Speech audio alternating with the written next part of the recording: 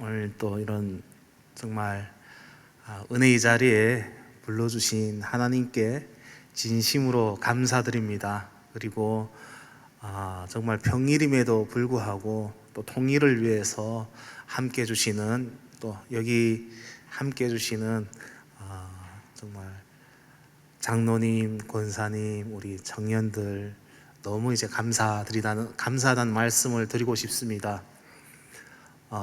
지금으로부터 한 17년 전이겠습니다. 2006년도 아마 11월 7월경입니다. 그 당시에는 한 3,000명의 탈북자들이 대한민국에 입국했던 그 시기였는데 탈북 청년 한 사람이 목발을 짚고 대한민국에 왔습니다. 굉장히 좀 충격을 받았죠. 배를 타고 넘어온 것도 아니고 그렇다 해서 다른 이동 수단을 통해 가지고 북한에서 직행으로 넘어온 것도 아니라 1만 킬로라는 그 과정을 오직 목발에 의지해 가지고 왼쪽 다리도 없이 왼쪽 팔도 없이, 한쪽은 손이 없으니까 이제 끈으로 한쪽 목발은 고정을 하고 한쪽 목발은 짚고 이렇게 1만 킬로를 돌아서 탈북 청년이 한 명이 넘어왔는데 많은 분들이 그때 충격을 받았습니다. 그 청년은 사회에 나올 때 100만 원이라는 통장에 자기 자산, 첫 통장을 개설하고 나옵니다. 그런데 이제 사회에 나와 보니까 그 브로커라고 하는 사람들이 기다리고 있어요. 그래서 통장을 달라 해서 주니까 그 100만 원 중에서 5만 원만 남기고 다 가지고 갑니다. 그런데 첫 생계급여가 나오려면 한 20여일을 더 기다려야만 하는데, 그 중증장애를 갖고 있던 그 탈북민은 단돈 5만 원 가지고 정착을 시작해야 되는 이런 환경에 놓이게 됩니다. 그랬던 그 청년은 이제 3년 뒤에 하나님의 은혜로 정말 북한에서의 그런 많은 고난과 배우지 못했던 그 모든 것을 딛고 서울에 있는 모 대학교의 법학과에 입학하게 됩니다. 뿐만 아니라 어려운 이웃을 위해서 노력하고 또 봉사하려고 했습니다. 그래서 언젠가는 이제 대한민국 국민들이 주셨던 그 정착금을 갚는, 그런 세금을 내는 사람이 되겠다고 꿈을 꾸면서 대학 공부를 하고, 그리고 지역 사회에 노숙인들 있는 그 봉사단체에 가가지고 봉사활동을 하면서 더 어려운 사람들에게 봉사도 했습니다. 뿐만 아니라 하나님께서 마음을 주셔서 북한 주민들의 그 고통을 향해서 입을 열라는, 도망가지 말고 입을 열라는 그 마음을 주셔가지고, 북한이라고 생각만 해도 트라우마가 있고 정말 이제 쌀밥을 먹을 만큼 이제 살만한데, 북한에서 언제 이제 북한 인권 활동을 한다고 테러할지 모르는 그 위험을 딛고 오직 등 뒤에 있는 하나님께서 하라는 대로 북한 인권 활동을 하게 됩니다. 뿐만 아니라 하나님께서 누군가에게 도움을 받고 살아야 하는 그 중증장애인, 그 청년에게 마음을 주셔서 자기하고 똑같은 사람들, 정말 그런 사람들을 구출하는 일을 하게 됩니다. 그로 인해서 그 만들어진 단체로 인해 가지고 구출된 사람이 500명이 넘습니다. 뿐만 아니라 중국에서 체포돼서 북송 위기에 있는 사람들을 살리고, 그런 일을 하는 것이 전 세계로 알려지게 돼가지고 자기가 먹고 살기도 힘든데 그 누군가를, 자기 민족을 살리겠다고 하는 그 장애인 그 청년, 그 탈북민 그 청년의 감동을 받은 미국 백악관에서는 그 청년을 초청을 합니다. 미 상하원 의원들이 가득 차 있는 합동 연설장에서 호명을 합니다. 1만 킬로를 짚고 넘어왔던 그 목발을 그 청년은 하늘을 향해서 머리 위로 쳐들었을 때 모두가 기립박수를 보냈죠. 그때 그 청년은 가슴 속으로 하나님께 기도합니다. 하나님, 북한 정권은 내 팔다리를 빼앗아 갔지만 자유 대한민국은 제가 걸을 수 있도록 다시 저의 소원이었던 세 발짝만 걸을 수 있도록 우수를 해주었고, 그리고 하나님께서 나보고 앞으로 나가라고 등 뒤에 하나님께서 계시니까 그 죽어가는 영혼들을 위해서 목소리를 내고 죽어가는 사람들을 구출하라는 그 마음으로 일을 했을 때 전 세계가 바라보는 그 자리에 세워줌을 느끼게 됩니다. 그랬던 그 청년은 북한의 함경북도 회령시 세천탄강이라고 하는 그 탄강촌에서 24년을 죽지 못해 살아갔던 그 청년은 하나님께서 불러주셔가지고 대한민국 국회의원이 되게 됩니다. 그 주인공이 바로 지성호입니다.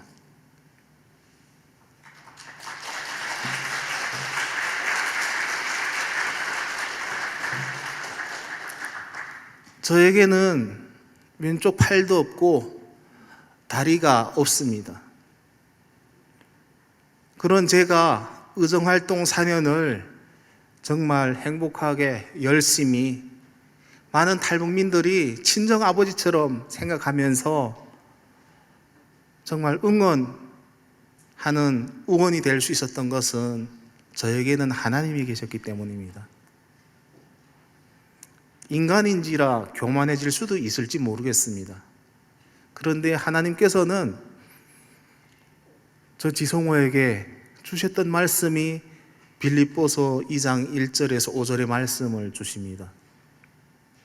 겸손하라고 하는데 사실은 처음에 이제 대한민국에 와서 뭐 더 겸손할 일이 어디 있겠습니까? 제가 가진 것이 있어야 교만할 텐데 가진 것이 너무나도 없는 거예요. 정말 쌀을 좀 사고 김치를 사가지고 쌀밥에 김치만 먹었습니다. 그러면도 행복할 수 있었던 것은 자유가 있었기 때문입니다. 숨을 쉴 수 있었기 때문이고, 그리고 2,500만의 북한 주민들이 살고 싶어하는 그 자유를 나는 이미 살고 있기 때문에 감사했고, 또한 감사했던 것은 북한 주민들이 저를 보면서, 또 대한민국 국민들이 저를 보면서 어떻게 생활하는가에 따라 가지고 평가가 이제 만들어질 텐데, 그 평가에 써 가지고 저는 정말 하나님께 감사하면서 내 고향으로부터 보냄받은 대사와 같이 살아야 된다는 그 마음으로 이제 살았습니다. 북한에서의 삶을 조금 나누고 싶습니다. 그런 이제 아픔을 갖고 있는 지성호에게는 정말 우리가 상상하기에는 힘든 많은 고통을 갖고 있습니다. 그 아픔이 있습니다. 정말 큰 아픔들을 갖고 있습니다. 제가 정상적으로 산다는 것이 제가 이해되지 않습니다. 은혜가 아니면 살 수가 없는 겁니다. 맑은 정이 살 수가 없는 것이죠. 북한에서 할머니는 굶어서 돌아가셨습니다. 저희 아버지는 탈북하는 과정에 체포돼 가지고 고문당해서 돌아가셨습니다. 그 아버지의 등에 두 돌도 안 된 저희 딸은 엎혀서 두만강을 건너오던 중에 함께 체포되었고, 할아버지가 매 맞는 모습을 지켜보았습니다. 결국은 다른 집에 이제 맡겨졌지만 그 아이도 죽었습니다. 4대가 북한 정권에게 그렇게 죽임을 당했고, 저는 그 중에 생존자입니다. 왜 북한에서 태어났을까? 하나님께서는 저에게 왜 그런 아픔을 주셨을까? 많은 생각을 했었습니다. 왜 아픔을 주셨을까? 하나님 아픔을 주시는 것까지는 괜찮은데 조금씩 나눠도 주시고 조금 어느 한계, 인간이 이제 감당할 수 있는 한계까지만 주시지 왜 저에게 그렇게 많은 아픔을 주셨을까? 그 답을 찾아보니까 북한 땅의 그 고통을 잊지 말라고 하나님께서 그런 아픔도 주셨고, 우리 한국 교회 가서 대한민국 국민들에게, 대한민국 교회에 알리라고 아픔을 주셨다고 저는 그 마음을 알게 되었습니다. 북한에 살 때 평양에 한번 못 가봤습니다. 같은 땅에 살면서 북한 안의 소식을 듣는 것은 남한 영화 드라마 보는 것보다 더 어려운지도 모르겠습니다. 그렇게 철저하게 폐쇄된 공간에서 이제 살아갔습니다. 사람들은 생각했죠. 그리고 부모님들도 말씀하셨습니다. 우리는 천국을 살고 있다. 그리고 남조선은 지옥과 같은 곳에서 사람들이 죽어가고 있다. 그러니까 남조선을 이제 수령이 있는 세상으로 만들어서 북한 주민들처럼 살게 만들어야 된다. 철 없고 하니까 아마 그 이야기를 듣고 북한에서 이제 공부를 했었습니다. 그런데 저에게도 생각이라는 것이 있고, 그래도 그 어린 나이에라도 분별하는 분별력이 있으니 질문이 들기 시작했습니다. 그런데 북한에서는 질문을 하게 되면 선선한 곳으로 갑니다. 그러니까 선선한 그 정치범 수용소에 가지 않으려면 생각을 하지 않아야 되는데, 제가 살던 곳이 탄광촌입니다.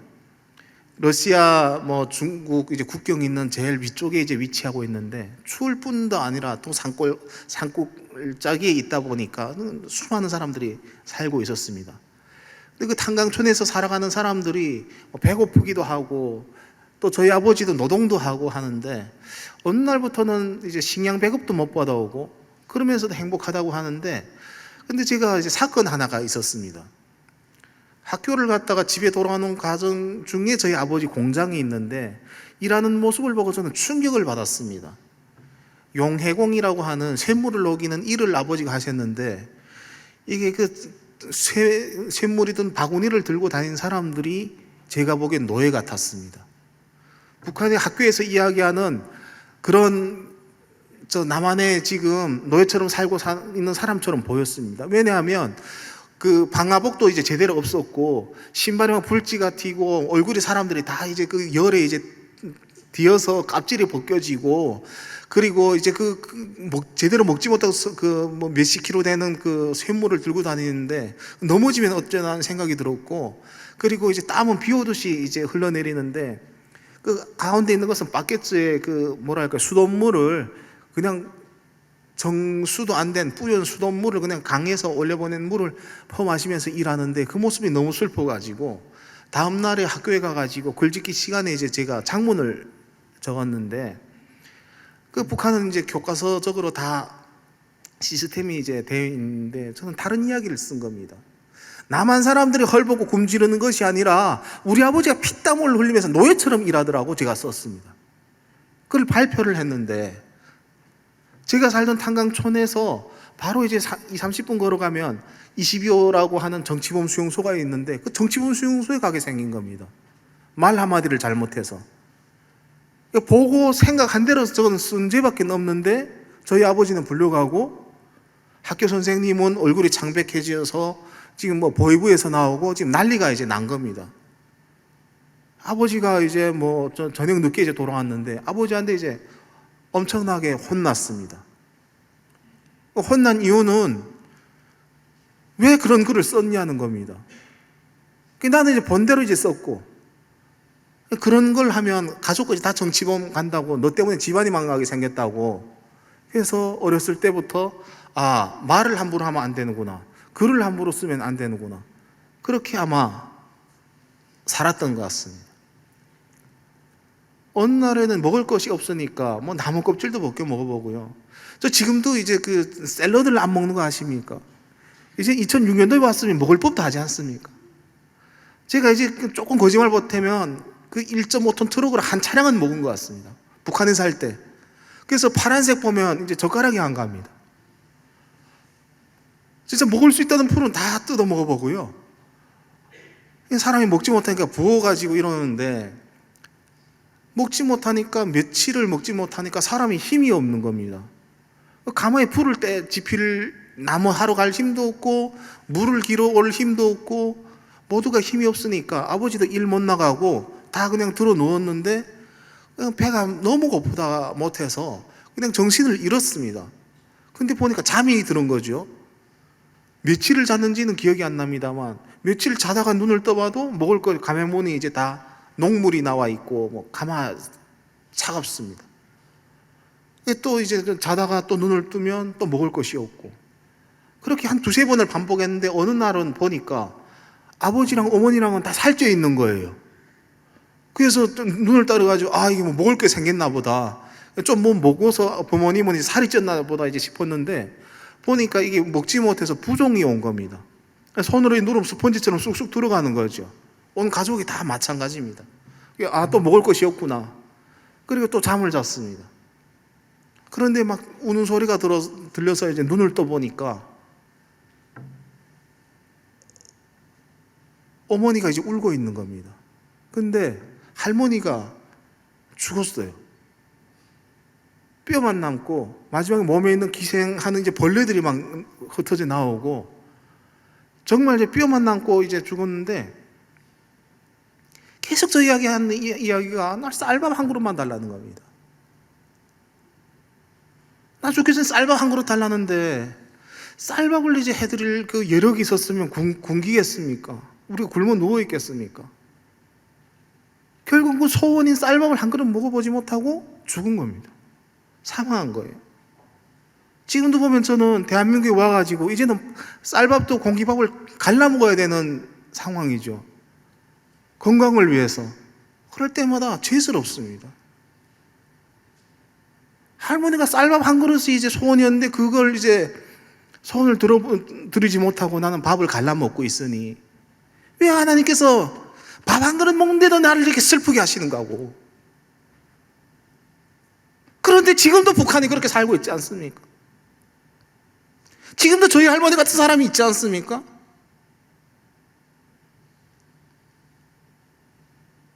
얼마나 슬픈 일입니까? 할머니가 돌아가셨는데 더 기막힌 사연이 있습니다. 다 정신을 이제 차렸는데, 할머니가 돌아가셨는데 모두가 일사불란하게 움직입니다. 시체처럼 들어 누워있던 사람들이 아닌 거예요. 누군가는 자루 들고 가서 옥수수 가루를 배급받아오고, 누군가는 물을 기르고 불을 지핍니다. 북한의 간부들에게는, 탄광에 있는 간부들에게는, 보위부 사람들에게 배급을 주는데 인민들에게 배급을 안 준 거예요. 그러면서 TV에는 수령이 쪽잠을 자고 주먹밥을 먹으니 인민들이 정말 이제 자책하며 살아야 된다고, 몇백만이 굶어 죽으면서 가슴을 치면서 수령을 쌀밥을 못 먹인다고, 이렇게 하면 사람들이 굶어 죽었습니다. 죽은 집에 한해가지고 장례 치르라고 2kg의 옥수수 가루를 배급을 주는 겁니다. 한 달에 50kg를 줘야 되는데 주질 않고. 그건 누가 시키지 않았어요. 근데 그것을 받아와가지고 바로 끓여서 먹는 겁니다. 2, 3평밖에 안 되는 북한의 이제 그 흙집에서 시체를 옆에다 두고 불 짚어가지고 끓여서 먹는 겁니다. 죄송하지만 저 그렇게 살아남았습니다. 왜 이렇게 살아야 되는가 하는 겁니다. 왜 저는 대한민국 서울에서 태어나지 못하고 북한 탄광초에서 태어나가지고 그 인간에서 보고 싶지 않은 그 어린 시절에 그것을 다 겪어야 했는가 하는 겁니다.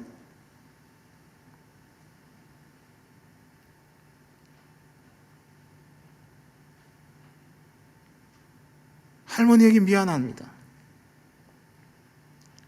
들었던 생각이, 이제는 먹고 살기 위해서 정말 무엇이든지 해야 된다는 생각이 들어가지고 학교를 가지 못하고 달린 열차에서 석탄을 훔쳐가지고 시내에 나가서 이제 팔면 몇백 그램의 옥수수 가루를 살 수가 있었습니다. 그런 우리를 보고 세상은 꽃제비라 부르고 돌을 던지고 손가락질을 했습니다. 맞습니다. 제가 거지 출신입니다. 그렇게 해서 살아남았습니다.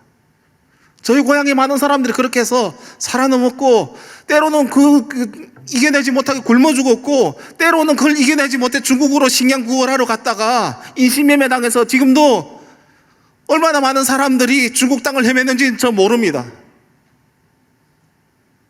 왜 우리는 북한에서 태어났습니까?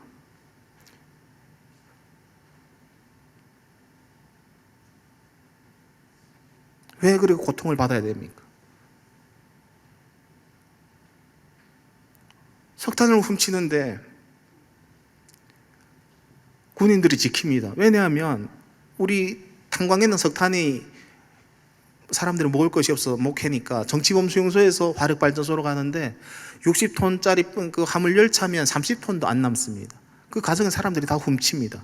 때로는 생계를 위해서 팔아먹기도 하고, 때로는 땔감이어서 떼기도 하고, 그 뭐 힘이 있는 사람은 양육강식에 그 북한에서 그걸 지키려고 군인들이 무장을 하고 다니는데, 뭐 17, 18이면 군복무하는 이런 친구들이 이게 총 들고 다니면서 사람들을 잡아서 때리고 하는데, 저희 아버지도 낮에 저와 함께 석탄을 훔치러 나갔다가 매를 맞아가지고 피를 이제 흘리는데, 코피가 그 군인 키도 작은 이제 군인이죠. 코피가 이제 나는데 그것을 보면서 저도 말릴 수가 없었습니다. 무서워서. 아버지가 대신 맞아준 겁니다.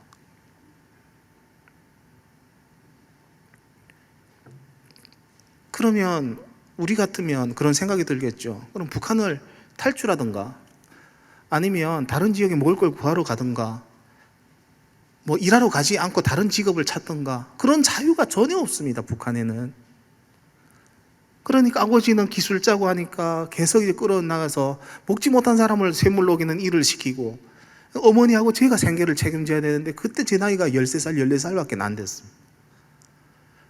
키도 이제 작고 영양실조 걸려 등에 뼈밖에 남지 않아가지고, 석탄 덩어리들 매면 이게 뼈가 있어가지고 가죽이 다 벗겨지면 그 땀에 그 석탄 가루에 너무 이제 쓰리가 아프죠. 학교를 가야 될 학생이 그러고 살아남겠다고 살한 겁니다. 그리고 달린 열차에서 석탄을 훔쳐서 나가 팔고, 그러다가 14살 되던 이제 1996년, 할머니가 95년도에 사망하고 96년도 3월 달에 열차에서 떨어졌습니다. 먹지를 못해가지고. 그래서 이제 열차에서 떨어져서 눈을 떠보니까 철길 철로 사이에 제가 누워져 있었고, 왼쪽 다리가 한쪽 철길 철로에 놓여져 있었는데 60톤 화물 열차들이 그 밟고 지나간 겁니다. 다리가 이제 절단이 이제 된 거죠. 겨울에 이제 영하의 날씨는 너무 이제 춥고 누더기 같은 속옷을 걸치고 신발도 제대로 없는데, 그래서 살가죽은 이제 뒤꿈치 이제 장단지 뒤꿈치 살가죽이 조금 이제 붙어 있어가지고 드렁드렁 매달려 있는데, 살려달라고 사람들한테 손을 내미니까 다 도망을 갑니다. 자기가 부른 석탄 자루에 가지 않으면 다른 사람들이 그걸 훔쳐가는 거예요. 그런 가족들이 굶어 죽죠. 훔친 걸 또 훔치는 겁니다. 보면서 저를 보면서 다 뛰어넘어가요. 살고 싶은 생각이 14살에 너무나도 살고 싶은 겁니다. 그리고 아버지 엄마를 볼 수 없다는 게 너무나도 무섭고, 숨을 쉬려고 하니까 들숨은 들어가는데 날숨을 쉴 수가 없습니다. 피가 퍽퍽퍽퍽 나오고. 그래서 그때 들었던 생각이, 피를 멈추면 살 수 있다고 생각해가지고 이 손으로 이제 피를 막으려고 보니까 세 손가락이 없습니다. 여기도 화물열차가 밟고 지나가서 그냥 이제 짐승이 뜯어먹은 것처럼 그냥 없고, 양쪽으로 피가 나는데 살 수가 없는 거죠. 울었습니다. 살려달라고. 그 13살, 14살짜리가 우는 소리가 회령역 건너편에 이제 중국 땅 산에까지 넘어갔다가 메아리가 돼서 새벽 3시에 돌아옵니다. 새벽 1시, 2시에. 살려달라고. 근데 누구 도와준 사람이 없어요. 그 여동생이 그날 이제 함께 이제 내려갔었는데, 여동생이 화물 철길 따라가면 오빠가 있다, 엄마가 이야기해가지고 오다 보니까 그런 상황이고, 누더기 같은 자기 옷을 벗어서 피를 이제 춥다고 하니까 덮어주는데, 겨우 이제 철도 관계자들의 도움을 받아가지고 병원으로 갔습니다. 갔는데 병원으로 가니까 어머니가 이제 울면서 그 뭐 애원을 하는 겁니다. 수술 좀 하게 해달라고. 그런데 보니까 석탄가루하고 피와 뭐 누더기 완전 거지가 이제 했는데, 길거리 죽은 시체도 가뜩한데 그 뭐 누구 그걸 이제 누구 수술을 하겠습니까? 그 밤에 엄마가 살려달라고 울고 불고 하니까 그 수술할 이제 마취제하고 항생제를 내놓으라는 겁니다. 뭐 그런 것이 어디 있겠어요? 없습니다. 우리 집에는 없습니다. 죽어도 없습니다. 눈 뜨고 수술장에 들어가는 겁니다.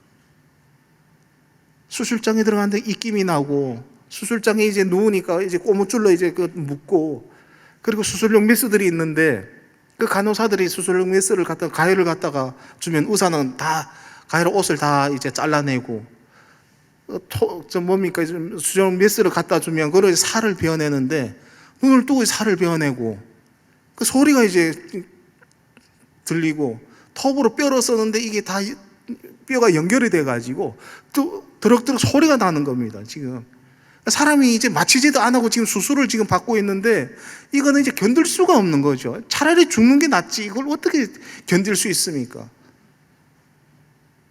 정신을 잃었다가 눈을 뜨니까 이제 손가락이 없던 손은 손목을 절단해가지고 붕대로 이제 감아놓고, 수술은 계속 이어지고, 그 지옥 같은 시간을 보냈습니다. 모두가 살 수 없다고 하는데 하나님이 저를 살려주셨어요. 그러니까 있을 수가 없는 일이 이제 일어난 겁니다. 진짜로. 수술 마치고 이제 밖에 나왔는데 그 아버지가 그 소식을 듣고 이제 병원으로 왔어요. 아들아, 그 팔다리를 갖다 묻으라고. 근데 3월달에 땅이 얼어가지고 묻을 곳도 없고, 그래서 아버지가 가슴을 치면서 노동당에 충실한 쟤밖에 없는데,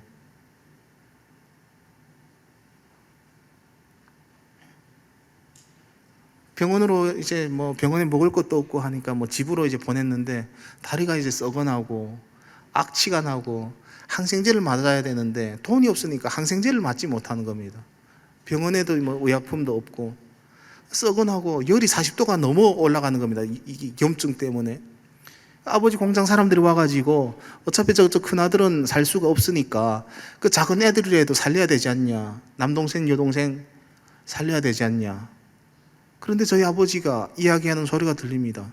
우린 죽어도 같이 죽고 살아도 함께 살 거라고. 그 사람들은 내가 이제 뭐 숨도 제대로 없다고 생각하고 이야기했을지는 몰라도 저는 그 당시에도 숨이 붙어 있었고 그 이야기가 다 들립니다. 아버지 이야기도, 그 포기하라는 그 아버지 동료의 이야기도. 살아남았어요. 살아남았고 달린 그 뭐 7개월 후에 이제 다리와 팔 이제 그 염증이 다 가시고 보니까 이제 팔도 없고 다리도 없고 손가락질 당하고 장애인이라고 놀림받고 학교도 갈 수가 없고. 그런데 그 기가 막힌 것은 무엇이든지 북한에서 노력하지 않으면 굶어 죽으니까 저도 뭔가는 해야 되는데 할 수 있는 게 이번에는 팔다리 없이 달린 열차에 매달려 석탄을 훔쳐야 된다는 그 상황이 저에게는 너무 힘들었고, 그때 저게 들었던 마음이 정말 북한 밖에도 착한 사람들도 있을 텐데 북한의 평양이 아니라 나 같은 이제 불쌍한 사람들 그 누군가는 조금 생각해 주는 사람이라도 있다면 죽어도 원이 없겠다 이렇게 싶었어요. 그래서 뭐 석탄을 이제 훔치고 하면 군인들이 뭐 총 들고 오는데 뭐 목발을 짚었으니까 제일 마지막에 도망갈 거 아닙니까? 그러면 이제 막 두들겨 맞고 목발을 다 부러뜨리고 달린 열차를 막 떨어뜨리면 그게 떨어앉히겠다고 손을 매달리고 있으면 그 신발로 이제 그 손을 짓밟으면, 그래서는 또 내려서 퐁퐁 뛰어서 이제 집까지 이제 가면서 정말 울기도 많이 울었습니다. 인생도 세상에 이런 이제 그 비참한 삶이 어디 있냐는 생각이 이제 들었고, 이런 북한에서 내가 어떻게 살겠냐 이제 싶어서 중국으로 이제 식량국을 하러 이제 넘어갔는데, 그때 제가 이제 교회를 가게 되었고, 북한에서 그렇게 나쁘다는 거 교회를 갔는데 저를 이제 안아주고 기도해주고 먹을 걸 주고 갈아입을 옷을 주고 이렇게 하는 겁니다.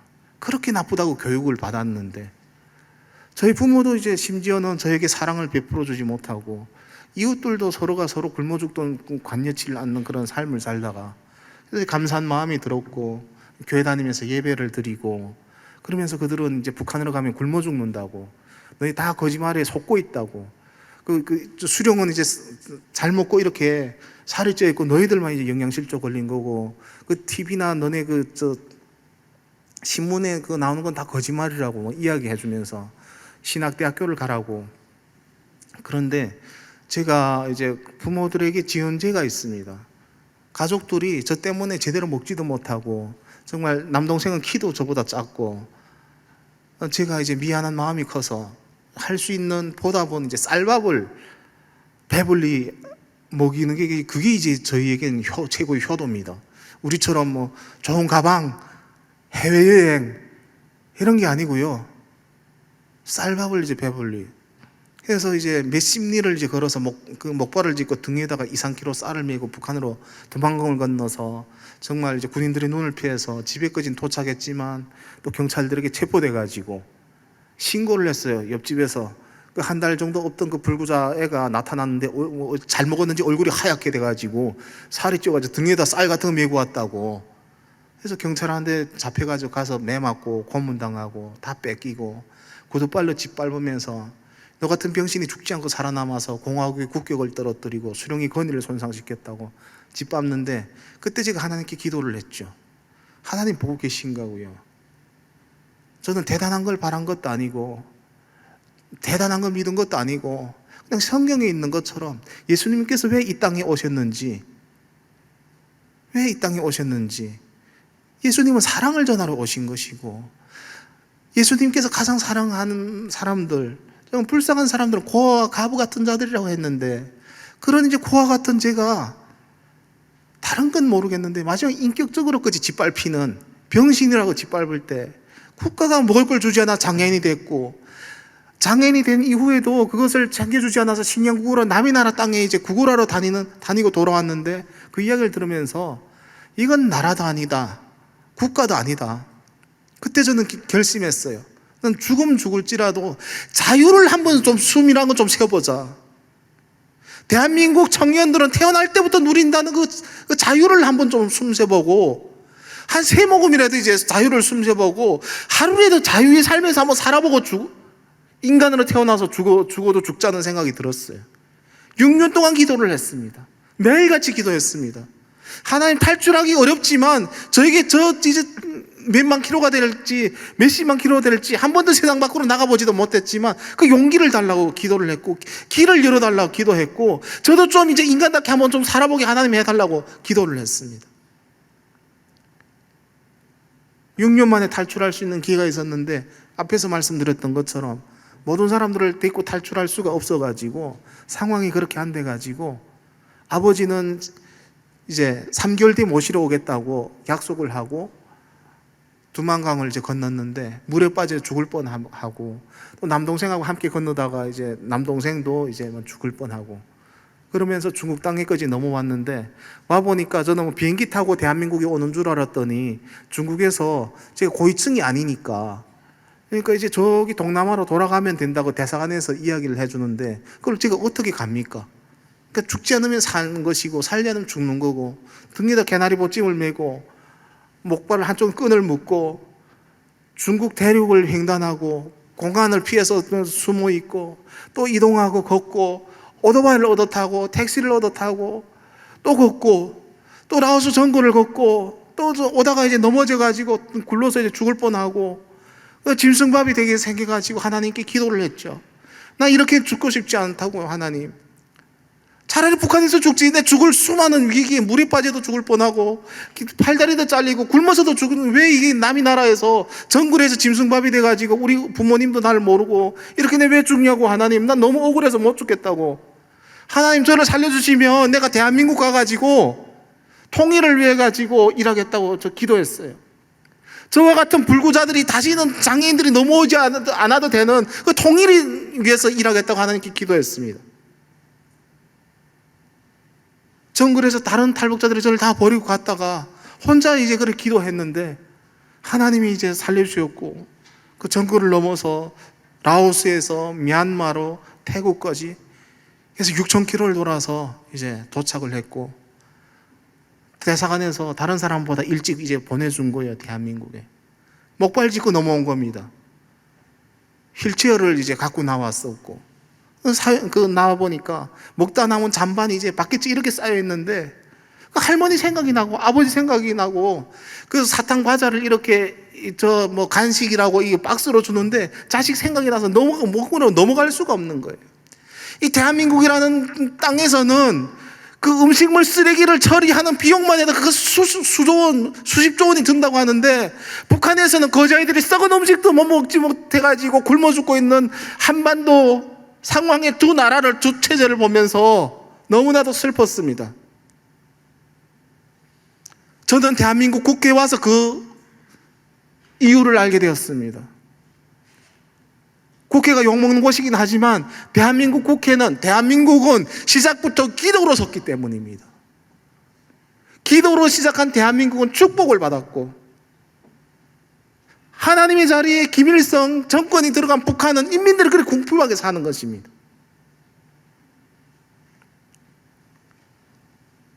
대한민국 와서 우족우수를 해줬고, 친구들이 이야기했습니다. 그 목발을 판문점 가서 그 김씨 던지라고.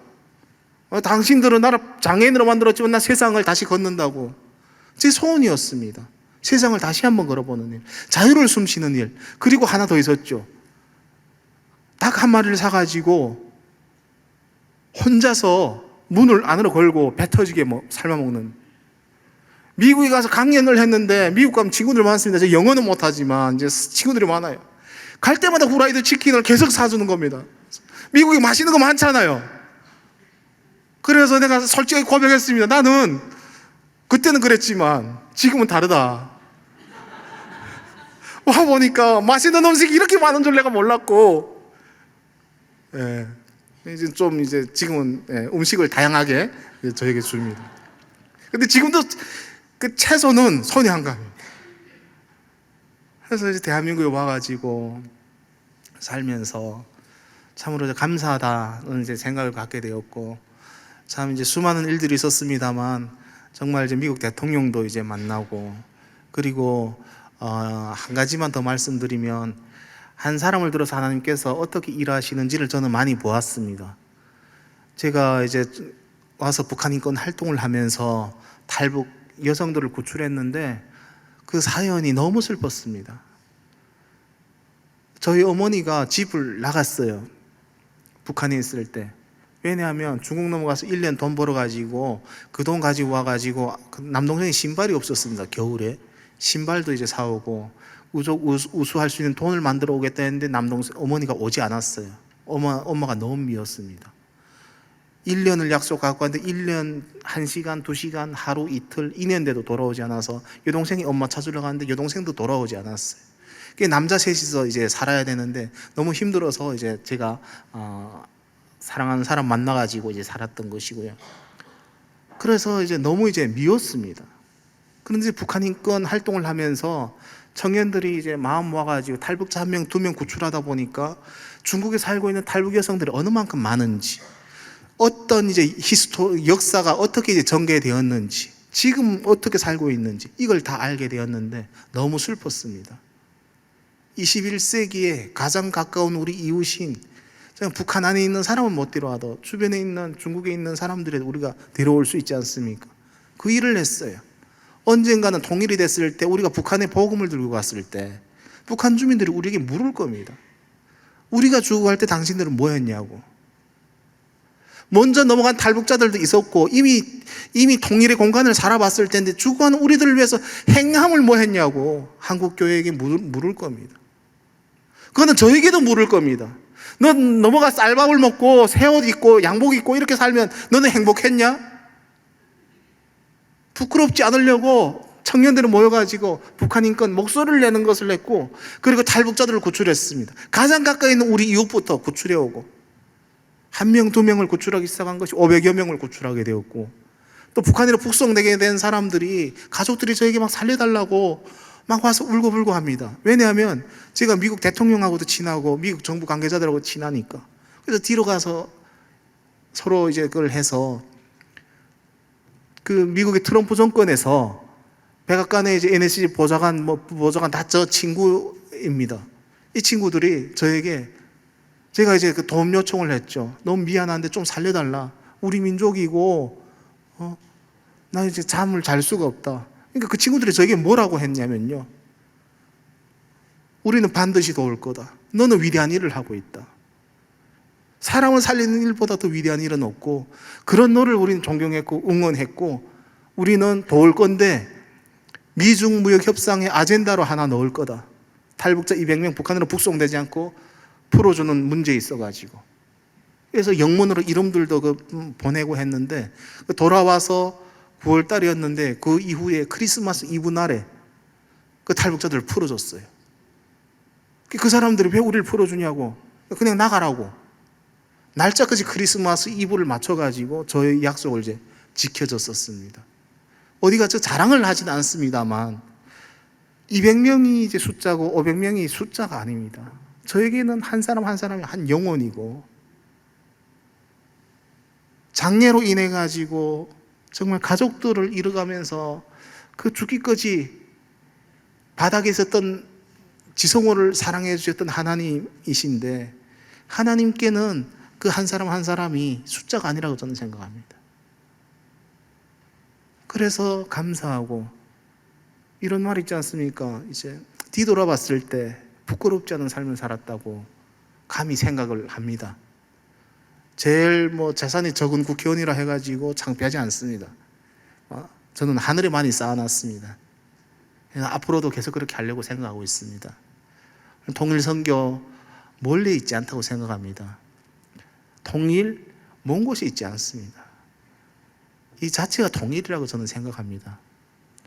우리 믿음의 선배들이 몇십 년 전부터 우리 함께 이 예배당에서 함께 남북이 함께 기도해달라고, 함께 기도하게 해달라고 하나님께 기도했던 그 기도의 응답이 아닐까 하는 생각도 듭니다. 이미 통일은 시작됐습니다.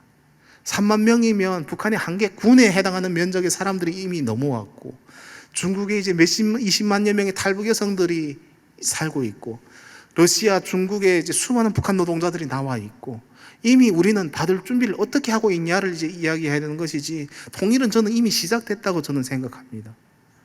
멀리 있지 않습니다. 북한의 복음화 멀리 있지 않습니다. 지금 여러분들 곁에 있다고 생각합니다.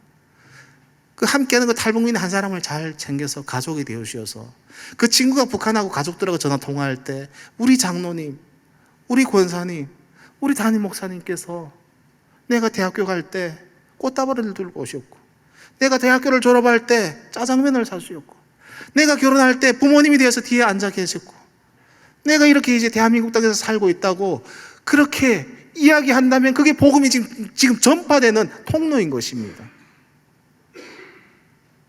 통일이 됐을 때 교회를 짓기 위해서 많은 이제 준비도 필요하겠습니다만, 사람 한 명 세우면 교회가 되는 겁니다. 처음에 우리 초대교회가 만들어질 때 교회 형태를 먼저 띄고 한 것이 아니지 않습니까? 기도의 그 다락방이 교회가 된 것입니다. 탈북자 한 사람을 제대로 세워주세요. 한국교회에서 우리 교회는 규모가 이만하니까 이제 우리는 어느 만큼 해야지, 저는 그것도 좋습니다만 질적으로 한 사람을 제대로 정말 신앙인으로 바로 세우는 것도 중요하다고 생각합니다. 그래서 그가 고향에 갔을 때, 내가 대한민국 땅에서 어려울 때 하나님이 도와주셨고 우리 교회가 도와주셨고, 그분들과 함께 가서 북한에 있는 친구들, 가족들 함께 예배드리자 앉히면 그것이 나는 만들어진 첫 번째 교회들이 될 거라고 저는 생각합니다. 그래서 그들이 집사님이 되고 장로님이 되고 이렇게 하면 정말 참으로 보기 좋지 않을까. 더 나아가서는 그 한 사람 한 사람들을 더 성공시켜가지고 중산층을 만들면 북한이 변화된다고 생각합니다. 북한 주민들 다 보고 있어요.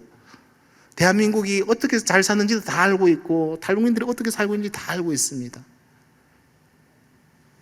함께 해주시길 부탁드리겠습니다.